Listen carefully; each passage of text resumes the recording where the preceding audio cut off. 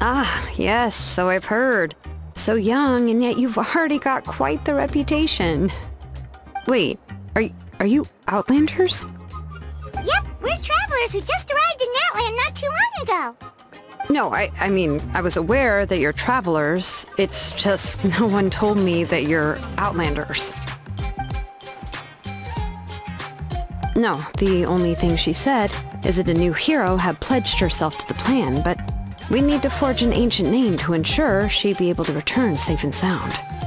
And she did mention that it would be quite difficult to forge an ancient name for them, but at the time, I thought she was just commenting on my skills. But I seem to understand where the true difficulty lies now. Oh, I wouldn't go that far. I'm used to it, really. I just need a moment to process things. The Pyro Archon's requests are always difficult to fulfill, and we used to argue a lot. Honestly, it's probably for the better that she didn't bring this up at the time. Anyway, I can't argue with her if she isn't here, and it'd be pointless to take my anger out on someone else. But, just because I understand her rationale doesn't make me any less upset. After all, she must have known that forging an ancient name for an Outlander is an impossible task. It's impossible? As you probably know, an ancient name is a symbol of a hero's spirit and glory, which grows even richer and heavier as generations of successors inherit it. We forge ancient names by engraving the heroic deeds of an individual who will become the first hero of that particular name.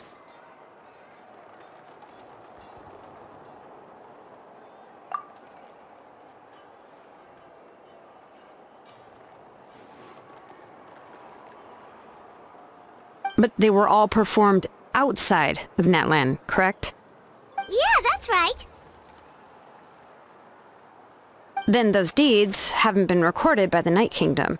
To take it one step further, even if you had performed heroic deeds in Natlan, as an Outlander, your actions still wouldn't have been recorded by our lands. Only memories and experiences that have been acknowledged by the Wyab can be used as a basis for an ancient name. Even the greatest of craftsmen cannot create something out of thin air, you know. That's just how it is. Seems the Wyab don't want just anyone to get a name, huh? Mawika, of all people, should know better than anyone, yet she's still entrusted the task of forging the ancient name to me. Oh, Paimon gets it. Nobody's happy being asked to do the impossible.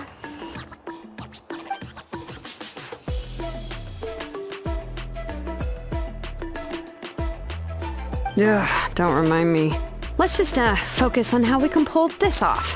How to achieve the impossible. You mean you're already willing to accept the task? Well, what else can I do? What's happened is already done, and it's not like I can outright defy the order of my Archon. If she gave me this order, then she believes the ancient name is an indispensable part of her plan, and that I'll be able to find a way to make it happen. In other words, the order is an affirmation of my abilities.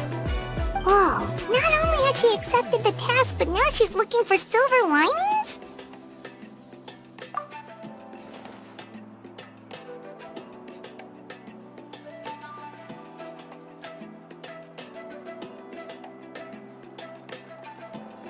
The key is getting the Wyab to somehow acknowledge the Traveler's existence and record her heroic deeds.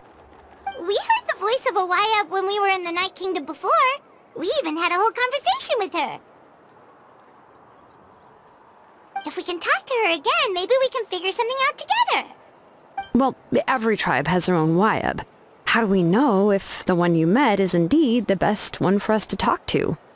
Plus, considering the unprecedented nature of this situation, I have a feeling that the acknowledgement of one Wyab alone would probably not be enough. I don't know. That requires a level of knowledge that I do not possess. We need to find a consultant who's an expert on all things Night Kingdom and Wyab. The first person who comes to mind is Xilonen at the Masters of the Nightwind, the one we call Granny Eatstali. Oh, we've heard that name before. We used her spirit speaker stone to find Kachina's ancient name. A person who can make something like that must be pretty impressive. I'm unsure she'd be able to help. Still, she's older now and quite eccentric. It's hard to even book a meeting with her, given that she's constantly holed up in her room and doesn't like to be disturbed.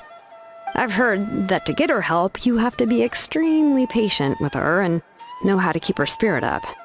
I hate to break it to you, but...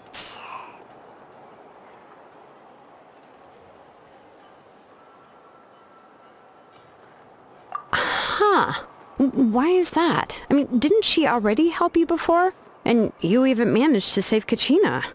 Well, yeah, at the cost of her spirit speaker stone being split into two.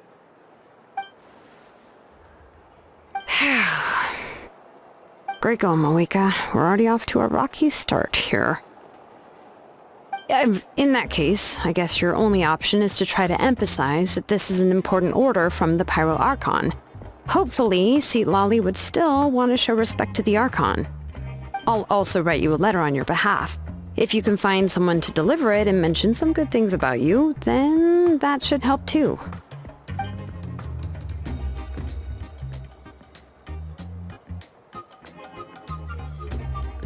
Paimon sure hopes a Hal won't interrupt when he's talking, though. Alright, Kanich is a seasoned negotiator. I trust that he'll know the best things to say. Please just give me a moment to write the letter, and we can meet up near the Statue of the Seven later.